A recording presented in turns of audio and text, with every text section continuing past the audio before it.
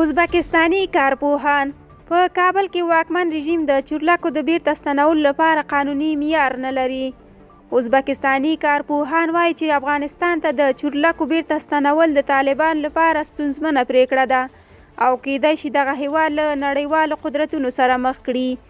د مانو څېړنو د نوښتونو مرکز مدیر بختیار ارګاشیف د جمعې په ورځ د مرغومې په 40مه تاشکند ټایمز ته وویل چې ازبکستان نشي کولی د طالبانو ته د چورلکو بیرته ستنولو ستونزه له جنجال پرته هواره کړي، ځکه دغه چورلکې کولی شي د نامعلومو موخو لپاره وکارول شي.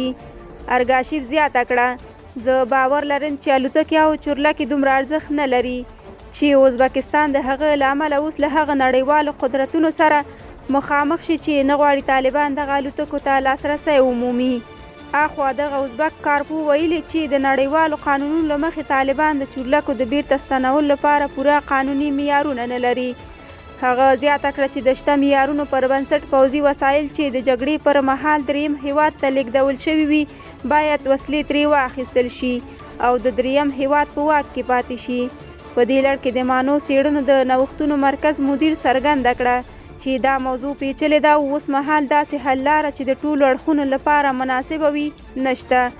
هغه جوته کړه چې که دغه چورلکې له خبرو اترو وروسته طالبانو ته تسلیم شي کېدای شي د نړۍ واکونه لکه امریکا، روسیه او چین د ازبکستان دغه کار غلط وبولي.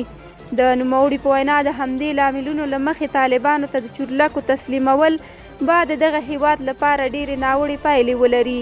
له بل خوا دغه کارپو ویلي چې که دغه چورلکې افغانستان ته بیرته ونه ګرځول شي د طالبانو له چارسنبالي حکومت سره سوداګریزې او اقتصادي اړیکې چې روانې دي له جدي ستونزو سره مخ شي. هغه خبرداری ورکړه چې په دې صورت کې به د لیږد رالېږد ټولې اړینې پروژې له دې جملې د مزار شریف، کابل، پیښور د ریل پټلۍ پروژه او د پلخمري سرخان د برېښنا د لیږد لیکې پروژه وځنډول شي. دغه ټولو ټکو ته په پام د دغه څېړنیز مرکز مدیر وایي چې د طالبانو د چارسنبالي حکومت د مشروعیت پیژندلو ته په تمه کېدل یوازینۍ حل لاره ده چې د دواړو هیوادونو په ګټه ده.